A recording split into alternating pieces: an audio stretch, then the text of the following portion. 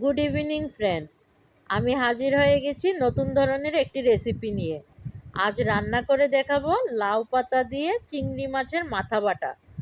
তাহলে চলো ঝটপট দেখে নাও কিভাবে রান্নাটা করেছি।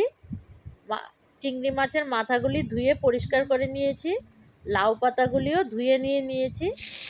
এখন হলুদ নুন দিয়ে তেলে মাছের মাথাগুলি চিংড়ি মাছের মাথাগুলি ভাজা করে নেব। অনেকে আছে চিংড়ি মাছের মাথা খেতে পারে না, ফেলে দেয়।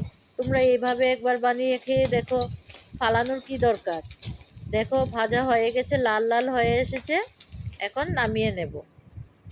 আবার তেল দিয়ে দিলাম, কালো জিরা দিয়ে দিলাম, আর দিয়ে দেব পেঁয়াজ, দিয়ে দেব রসুন, দিয়ে দেব কাঁচা লঙ্কা,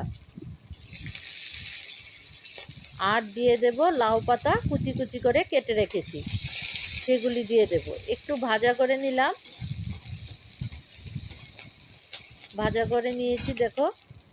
এখন কেটে রেখেছি লাউ পাতাগুলি, সেগুলি দিয়ে দেব।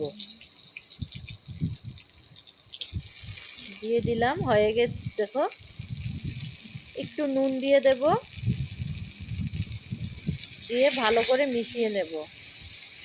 জল দিতে হবে না, লাউ পাতা থেকে জল উঠে একটু পরে লাউ পাতাগুলি মজে যাবে।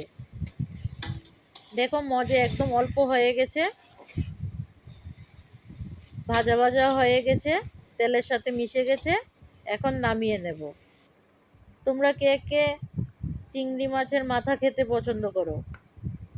সবগুলি একসাথে দিয়ে পেস্ট করে নেব।